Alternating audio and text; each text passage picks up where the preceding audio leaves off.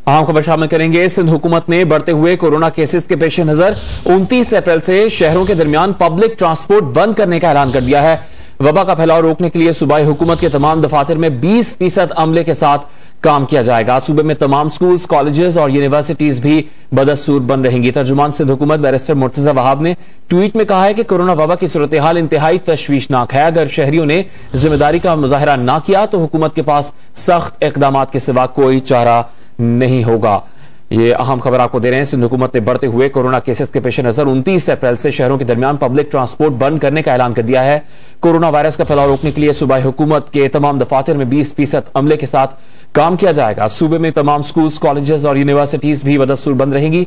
तर्जुमान सिंध हुकूमत बैरिस्टर मुर्तजा वहाब ने ट्वीट किया है कि कोरोना वबा की सूरत हाल इंतहाई तशवीशनाक है। उन्होंने कहा कि अगर शहरों ने जिम्मेदारी का मुजाहरा न किया तो हुकूमत के पास सख्त इकदाम के सिवा कोई चारा नहीं होगा।